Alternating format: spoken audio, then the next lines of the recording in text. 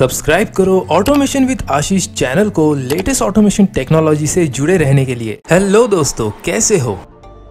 Hello guys, क्या आप जानते हो कि हमारे भारत में हर साल 2000 से भी ज्यादा लोगों की जानें किस वजह से जाती है? इलेक्ट्रिक शॉक की वजह से, और मोस्ट केसेस केयरलेस नेचर की वजह से हुए हैं। आपको जानकर हैरानी होगी कि पूरी दुनिया में इंडिया इलेक्ट्रिक शॉक्स की वजह से होने वाले डेथ रेट में सबसे आगे है। अभी गर्मी शुरू हो चुकी है और लोग कूलर लगाना शुरू कर चुके हैं, और कूलर के शॉक से भी काफी जाने जाती है, ये आप सभी को पता है। देवा देवा देवा, ये पनौती मत मार रे।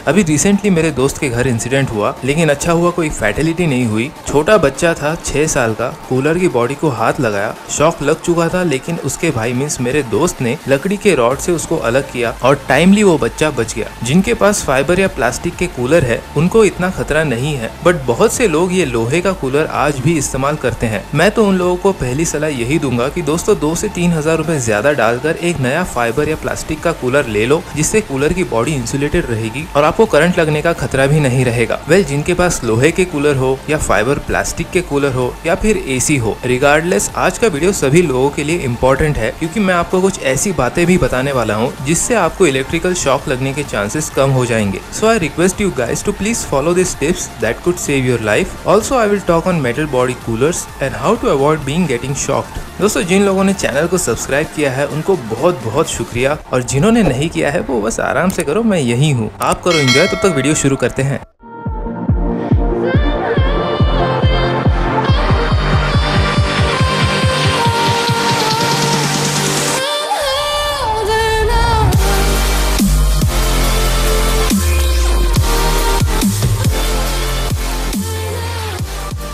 दोस्तों, पहले कूलर के कुछ इंपॉर्टेंट पैरामीटर्स देख लेते हैं, जिससे आप डैमेज्ड और पुअर वायरिंग को आइडेंटिफाई कर पाओ। वैसे मैं तो एक प्रोफेशनल इलेक्ट्रिशियन से आपको ये सब टेस्ट करवाने के लिए सलाह दूंगा। Else if you are confident enough to carry out this primary tests, so आप इन स्टेप्स को फॉलो कर सकते हो। बस प्रिकॉशन के लिए एक प्लास्टिक या रबर का ग्लोव पहनना, कोई रबर स्लीपर भी पहन लेना, जिससे आपकी बॉडी वेल इंसुलेटेड रहेगी और ग्राउंड से कॉन्टेक्ट नहीं होगा। याद रखना, इंडिया में जाने सिर्फ लोगों के केयरलेस नेचर की वजह से ही जाती है। सो गाइस, आपको एक टेस्टर लेना पड़ेगा। लोकल हार्डवेयर या इलेक्ट्रॉनिक स्टोर में आपको आसानी से मिल जाएगा। टेस्टर कैसे यूज करते हैं उसके आपको ऑनलाइन बहुत सारे वीडियोस मिल जाएंगे। As this is very simple. आपको बस ऐसे पकड़कर टेस्टर के बैक साइड फर्स्ट फिंगर से टच करना है। लाइट अगर ग्लो हुआ मतलब करंट है, नहीं हुआ मतलब करंट नहीं है। तो सबसे पहले आपको सॉकेट टेस्ट कर लेना है। सॉकेट में 3 पिन होल्स होते हैं, जिनमें से ये दोनों में से एक होगा फेस, एक होगा न्यूट्रल, और ये बड़ा वाला है अर्थिंग का। तो ध्यान देना है कि जो फेस सॉकेट होगा उसमें टेस्टर की लाइट लगेगी, जो न्यूट्रल होगा उसमें लाइट नहीं लगेगी, और इवन अर्थिंग पॉइंट में भी टेस्टर की लाइट नहीं लगेगी। अगर ऐसा है तो आपका सॉकेट फॉल्टी नहीं है। लेकिन अगर अर्थिंग या न्यूट्रल पॉइंट पर भी टेस्टर की लाइट जलती है तो बॉस आपको इलेक्ट्रिशियन बुलाना ही पड़ेगा। अगर सॉकेट ठीक है तो आगे बढ़ते हैं। आपको कूलर की वायर्स चेक करनी है, कहीं कोई लूज कनेक्शंस तो नहीं है, पुअर इंसुलेशन तो नहीं है, वायर कहीं ब्रेक तो नहीं हुई है, क्योंकि दोस्तों ये हो सकता है वायर का कोई ओपन हिस्सा आपके कूलर की बॉडी को टच कर रहा हो।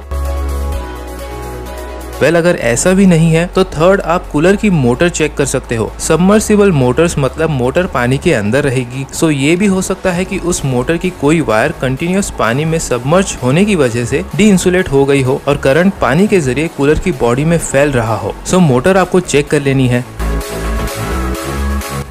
अगर मोटर भी ठीक है तो आप फैन की मोटर एक बार चेक कर लो। पानी उसके अंदर घुसने की वजह से भी मोटर के अंदर का इंसुलेशन खराब हो जाता है। Eventually your motor is connected with the cooler body, so वहां से भी करंट कूलर के बॉडी में स्प्रेड होगा। सो दोस्तों, ये कुछ 4 बेसिक पॉइंट्स थे जिससे आप एक फॉल्टी कूलर कनेक्शन आइडेंटिफाई कर सकते हो और खुद को शॉक से बचा सकते हो।